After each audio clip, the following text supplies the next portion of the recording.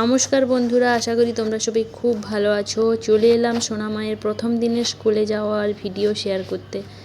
দেখো, সোনামা প্রথমে একা একাই উল্টো দিকে জুতো পরে বেরিয়ে পড়েছিল, তো ওকে আমি আবার ঠিক করে জুতো পরিয়ে নিচ্ছি। তো এরপরেই দেখো, সোনামা আমার হাত ধরে রাস্তায় যাচ্ছে তার স্কুলে।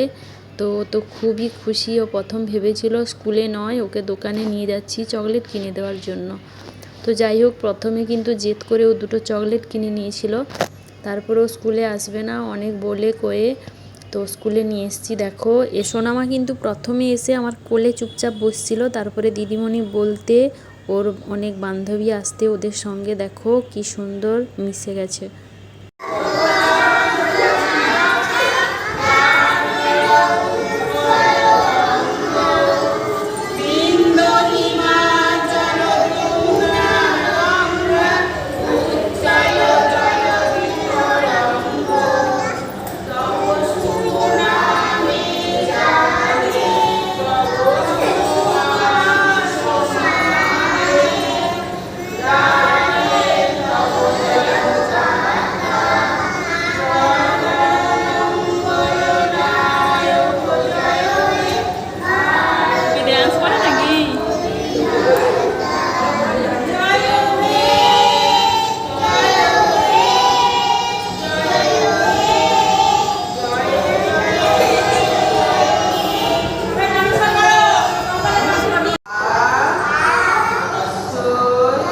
প্রথমে সবাই জাতীয় সঙ্গীত গিয়ে নিল, তারপরে দিদিমণির কথা শুনে শুনে পড়ছে।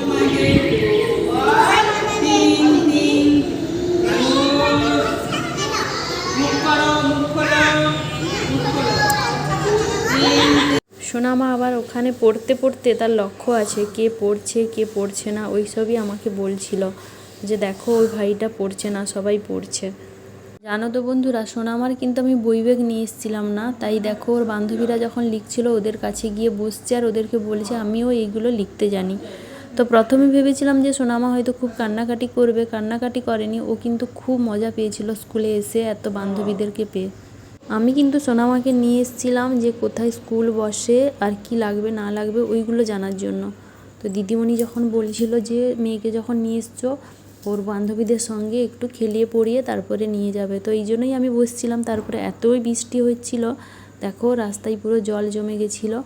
এদিকে রাস্তায় জল জমা হয়ে গেছিলো আর বৃষ্টিও হচ্ছিল, তাই যাবো কীরকম ভাবতে ভাবতে দিদিমণি বলল যে টোটোয় চলে যায়। তাই দেখো মেয়েকে নিয়ে টোটোয় চলে এলাম। তাহলে আমার স্কুল থেকে চলে এলে, কেমন লাগলো তোমার? ভালো লাগলো? বন্ধুদের সঙ্গে খুব ভালো লাগলো তোমার? এবার কালকে যাবে তো? ঠিক আছে, সবাইকে টাটা।